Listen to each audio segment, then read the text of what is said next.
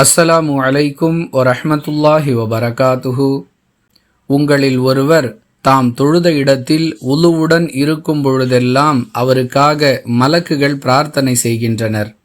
அவர்கள் தங்கள் பிரார்த்தனையில், இறைவா, இவரை மன்னிப்பாயாக, இவருக்கு அருள் புரிவாயாக என்று கூறுகின்றனர் என அல்லாஹுவின் தூதர் ஸல்லல்லாஹு அலைஹி வஸல்லம் அவர்கள் கூறியதாக அபூ ஹுரைரா ரதியல்லாஹு அன்ஹு அவர்கள் அறிவிக்கிறார்கள். நூல் புகாரி, ஹதீஸ் எண் 659. அன்பிற்குரிய அல்லாஹுவின் நல்லடியார்களே, நாம் தொழுத இடத்திலேயே ஒலுவுடன் அமர்ந்திருப்பதால் இந்த பிரார்த்தனை நமக்கு கிடைக்கின்றது என்பது இந்த ஹதீஸ் சொல்லக்கூடிய தகவல். எனவே நாம் எந்த இடத்தில் தொழுகையை நிறைவேற்றுகிறோமோ அந்த இடத்திலிருந்து உடனடியாக எழுந்து விடாமல் சிறிது நேரம் அங்கேயே அமர்ந்திருக்க வேண்டும்.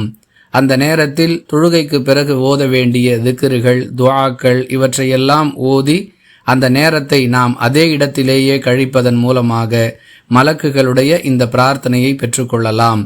மலக்குகளுடைய பிரார்த்தனை என்பது அவர்கள் சுயமாக செய்யக்கூடியது அல்ல.